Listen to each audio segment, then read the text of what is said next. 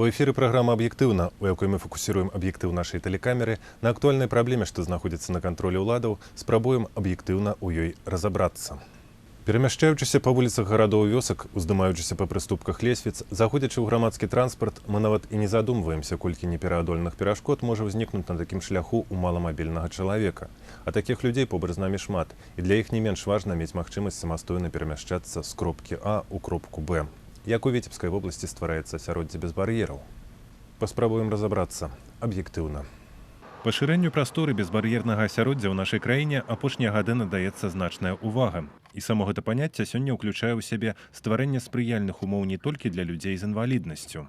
Безбарьерная среда – это достаточно широкое понятие, которое касается не только инвалидов-колясочников, но людей с другой инвалидностью. Это и инвалиды по зрению, и слабослышащие люди, и это просто пожилые люди, которым сложно передвигаться по улице, сложно передвигаться по ступенькам. Это и беременные женщины, и матери, имеющие детей. Так что эта проблема достаточно многогранна и широка. И, соответственно, для каждой категории необходимы различные степени адаптации среды для их комфортного проживания. Стварэнне безбар'ернага асяроддзя – задача глобальная і патрабуе комплекснага падыходу. Делается упор на комплексный подход к решению проблемы создания безбарьерной среды. Поскольку уже программа, и не единственная программа, она реализуется даже не один год, а уже на протяжении десятка лет, то многое действительно сделано уже, но еще многое предстоит сделать. Комплексный подход как раз вот включает возможность адаптации среды для различных категорий инвалидов. Что касается инвалидов по зрению, то этот подход предусматривает как возможность безопасного передвижения по улице путем создания среды с тактильной плиткой, которая будет предупреждать об опасности, которая будет направлять движение инвалида. Это и создание каких-то световых контрастов для того, чтобы определить вход в здание. На дапамогу сёння прыходзяць новыя тэхналогіі. Да прыкладу, ствараюцца спецыяльныя праграмы для смартфонаў. Зараз на Віцебшчыне, як і ва ўсёй краіне, рэалізуецца праект «Крокі на гукі», накіраваны на паляпшэнне якасці жыцця людзей з праблемамі зроку. Спецыяльная праграма на мабільніку звязана з гукавымі інфарматарамі, якія ўстаноўлены на ўваходзе ў будынкі. У Віцебску пакуль такімі інфарматарамі абсталяваны толькі аб'екты сістэмы сацыяльнага абслугоўвання насельніцтва і некалькі гандлёвых кропак, што знаходзяцца ля дамоў інтэрнатаў для невідушчых.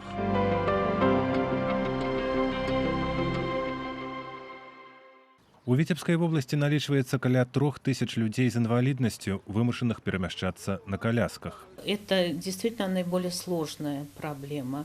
Создание условий, чтобы инвалид как минимум мог выйти из дома.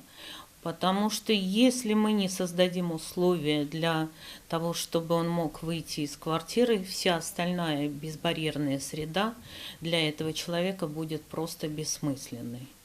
Поэтому в настоящее время вот на это и делается упор, и на это обращает внимание и Республиканский межведомственный совет по делам инвалидов в соответствии вот с последним протоколом этого совета при Совете министров. Предполагается, что будут обследованы условия жизни всех инвалидов-колясочников. Будет создана программа и план действий по созданию безбарьерной среды в жилых помещениях этих инвалидов на 2020-2025 год.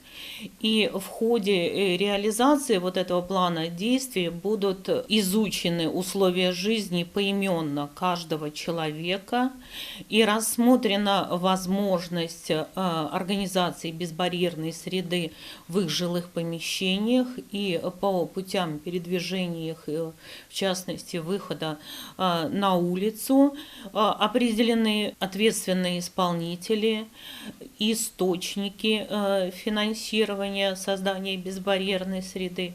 Естественно, где это возможно, потому что достаточно много жилого фонда, в котором по техническим условиям создать невозможно безбарьерную среду. В таком случае единственным выходом зачастую является обмен жилого помещения. Да, и органы власти готовы содействовать в реализации этого обмена для того, чтобы переместить человека на первый этаж здания. Самая сложная проблема – это создание внутриподъездных путей для обеспечения выхода инвалидов-колясочников из дома.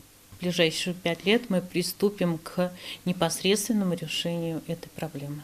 Безбар'ернае асяроддзе ў першую чаргу разгортваецца ў цэнтрах сацыяльнага абслугоўвання, пры якіх дзейнічаюць цэнтры дзённага знаходжання для людзей з інваліднасцю. В этом году в нашем центре много сделано для того, чтобы людям в инвалидных колясках было удобно передвигаться. Это и речевой информатор поставлен, это положена тактильная плитка, это есть бегущая строка, это есть по шрифту Брайлю все, так скажем, вывески, кабинеты, объявления, все это теперь у нас дублируется шрифтом Брайля. Кроме этого, для того, чтобы этим людям было удобно передвигаться, у нас существует специальная машина, которая оборудована подъемником. То есть любой желающий инвалид-колясочник в случае необходимости может обратиться к нам для доставки его в больницу, на почту, в банк. Тут не ограничено, так скажем, спектр оказанных услуг. Поэтому, если есть такие желающие, пожалуйста, мы готовы оказать услуги в любом направлении и на любое расстояние. Кроме этого, конечно, мы обследовали всех лиц, которые находятся в инвалидном кресле, которые проживают в нашем районе на предмет их потребностей. Мы увидели, что часть, конечно, живет в частных домах. В принципе, у них этой проблемы остро не стоит. Но часть людей живет на этажах, которые нуждаются в безбарьерной среде, нуждаются в пандусах, нуждаются в лифтах, в широких проемах, что, конечно, не всегда соответствует действительности. Понятно, что все люди, многие люди, вот особенно которые прикованы к кровати, они хотят быть на улице, они хотят быть в обществе, они хотят приезжать к нам в центр. Часть людей добирается сами. Те, кто может, те, кто живет недалеко, они добираются к нам сами. Часть людей пользуются нашими услугами, нашей специальной машины. Ну, а там, где нет возможности, к сожалению, они не могут этим воспользоваться, но они не остаются безучастными, потому что мы тогда приходим к помощи волонтеров. То есть студенты с различных университетов города Витебска оказывают помощь. То есть то, что касается снять, так скажем, с этого или помочь съехать с этого этажа, помочь погулять, потому что не всегда есть с кем погулять. Поэтому это уже занимаются волонтеры. Алексей Кардычка імкнецца наведваць цэнтр як мага часцей. Каб дабрацца сюды, яму патрэбна дапамога. Кажа, што ў апошнія гады ў пад'ездзе з'явілася ўсё неабходнае для перамяшчэння на колясцы. Оборудуется понемножку. Как возможно, да. Пандусы сделали, чтобы вниз с первого этажа спускаться. И на улицу там сложный дом, уже пару лет. Все понемножку добавляется. Но уже могут вывести. Пандусы есть представлены. Ад дома Артура Бутава да цэнтра, дзе ў яго шмат заняткаў па душы, каля 2 кіламетраў. І гэтую адлегласць ён пераадольвае сам. Очень много делается для инвалидов-колясочников. Конечно, есть некоторые нюансы. Высокие бордюры, в частности, допустим. Где-то просто дороги разбиты. Допустим, возле магазина Веста довольно-таки неудобный переход. Можно просто грохнуться. Не везде у нас позволяют бордюры ехать по велодорожке, скажем так. Не все можно предусмотреть сразу, но я скажу вам, как колясочник с 10-летним стажем, что потихонечку, со временем все улучшается и улучшается. Скажите, а когда добираетесь на общественном транспорте, там есть проблемы? Не всегда приходит транспорт с низким полом, допустим. Приходится людей просить. Спасибо добрым людям, помогают.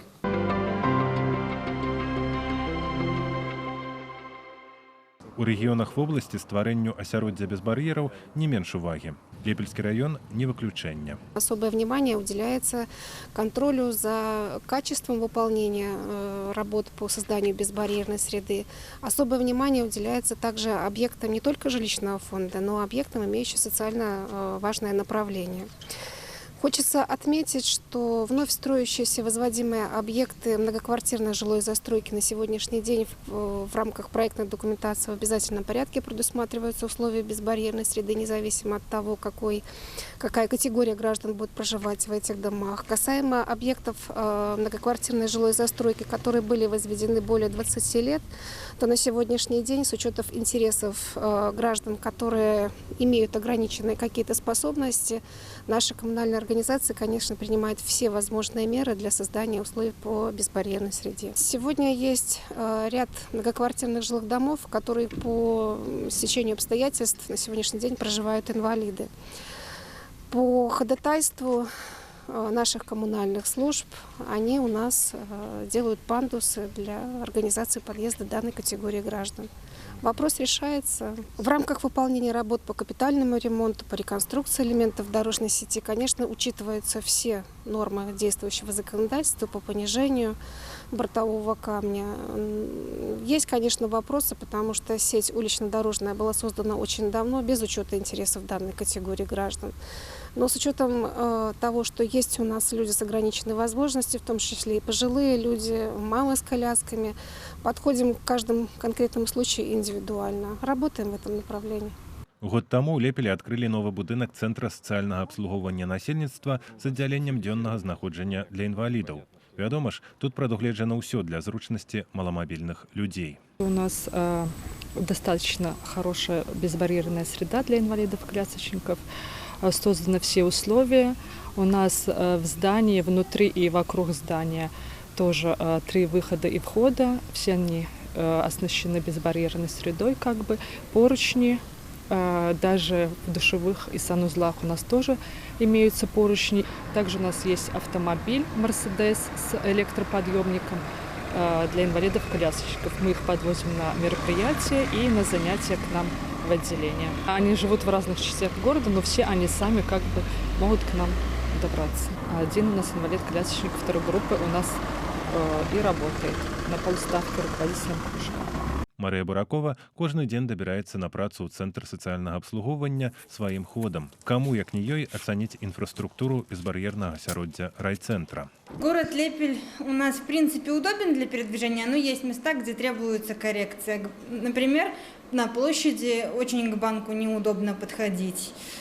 А так, в принципе, ситуация меняется, и очень приятно за этим наблюдать. Я живу на центральной улице, на Максима Горького. Я добираюсь пешком. Полчаса отсюда где-то ходьбы получается моим темпом. На этом пути, конечно, можно было бы еще тротуар один сделать ниже, а так, в принципе, все хорошо. В целом, я довольна. Центру исполнился буквально 6 сентября год, как его открыли. Я являюсь руководителем компьютерного кружка.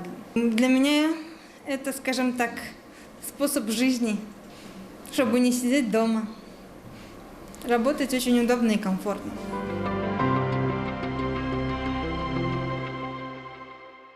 На сайце тэлерадыёкампаніі «Віцебск» vtv.by можна знайсці ўсе выпускі нашай праграмы, а таксама тэмы выпускаў, якія рыхтуюцца да эфіру. На электронны адрас мы чакаем вашых прапаноў, сюды ж дасылайце пытанні службовым асобам па той ці іншай тэме. Гэта была праграма «Аб'ектыўна», у якой мы спрабуем разабрацца ў праблеме аб'ектыўна. Бывайце здаровыя.